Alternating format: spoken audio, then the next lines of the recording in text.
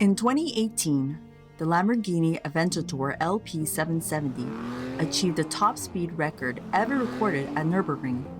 But a year prior, something even more unexpected happened.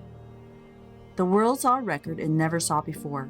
The title of the world's fastest front-wheel drive production car was claimed by the Honda Civic Type R. It achieved a record lap time of 7 minutes 43.8 seconds, a record better than the Aston Martin V8 Vantage and Bugatti EB110 to date. Its engine? A Honda K-Series engine, arguably one of the best engines ever made. The K-Series is legendary because for its small size, it has high revving characteristics and massive power output. The most amazing thing is, it's just a 4-cylinder inline engine. So many types of internal combustion engines, what's the difference? To understand engines, let's look at engine layouts and number of cylinders.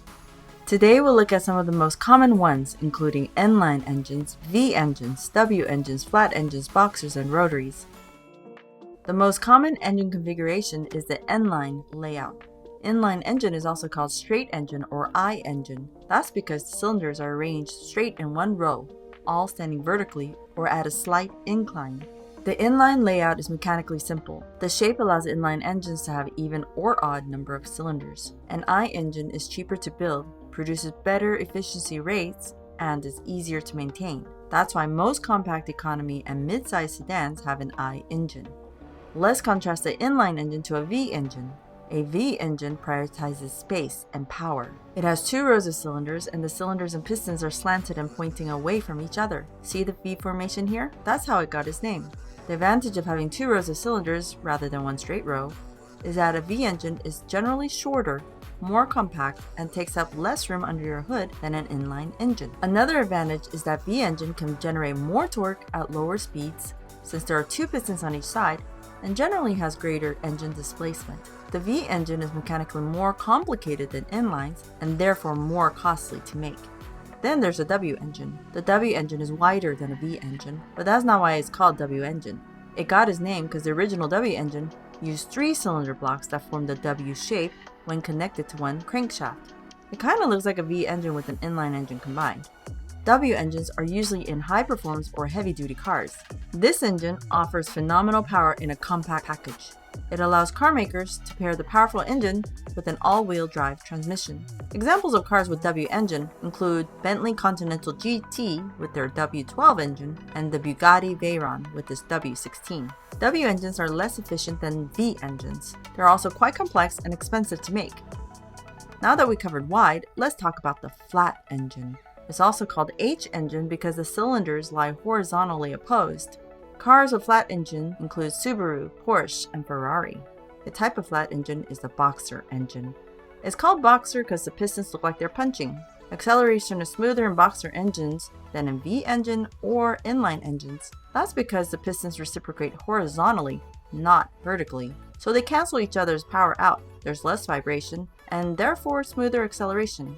To understand vertical reciprocation, imagine riding a camel in Manhattan and you'll see how bumpy it gets. Actually, you could drive a car in Manhattan and that's bumpy too. Boxer engines lower a vehicle's center of gravity since the pistons are horizontal. They're more compact and lighter than inline or V engines. It allows for level cornering and more stable high-speed driving. And since boxer engines are lower in height, when there's a head-on collision, the engine gets pushed under the car rather than into the cabin. Boxer engines can be bulkier, more awkwardly shaped, making it more difficult to mount. Currently, Subaru is the only car maker that uses boxer engines in all their cars.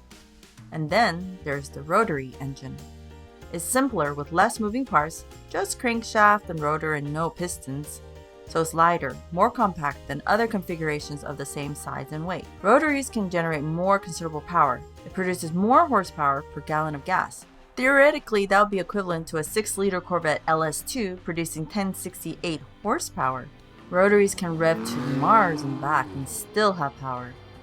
The RX-8, for example, redlines at 9K, and that's where it also makes peak power. The main problem with the rotary is that it's less reliable and has bad fuel economy. The RX-8 has a fuel economy of 16 miles per gallon in the city and 22 miles per gallon on the highway. Also, it has poor emissions and it burns a lot of oil because it injects oil directly into the combustion chamber. Now that we talked about engine shape, let's talk about number of cylinders. Let's start with 4-cylinder cars. Most 4-cylinder cars use the inline configuration, not the V configuration. And they're also called inline 4, I4, or straight 4. The i4 is currently the most popular engine configuration. In the late 2000s, government regulations mandated reduced emissions and increased fuel efficiency. Sales of cars with i4 engines rose significantly. Why do car makers prefer i4 over v4? That's because inline engines are cheaper to build. They're mechanically simpler overall, and the cylinder bank and crankshaft can be milled from one metal casting. Inlines also perform more efficiently than V engines, and they're easier to maintain. That's why car makers prefer i4 over v4. When it comes to 6-cylinder cars, most car makers prefer v6, not i6. In fact, v6 is the second most popular engine config. That's because when it comes to 6 or more cylinders, you now have to consider engine size and the space under your hood. Remember how inline engines are arranged in a row?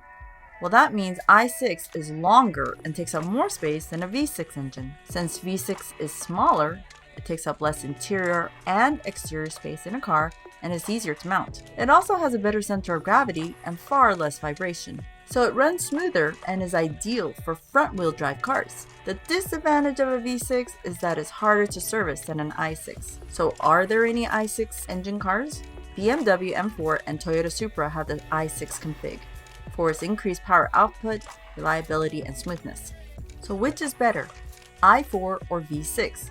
It's a common question many people ask. It really depends on your needs, your preferences, and also how much money you have to spend. i4 is best all around, cheaper to buy, and more fuel efficient. But if you need more power to tow a trailer or haul heavy loads, then v6 is the way to go because of its power. What about 8 or more cylinders? Well, V8 engines are popular in performance cars like American muscle cars. Then there's also V10, V12, V16, but V16 reached its limit in terms of size and practicality. And now that we understand common engine layouts, we can debunk the misconception that inline 4s are not powerful. As we saw with the Honda Civic Type R, inline 4s do perform. You don't have to buy an expensive car to get power and efficiency. Stay tuned for our upcoming videos.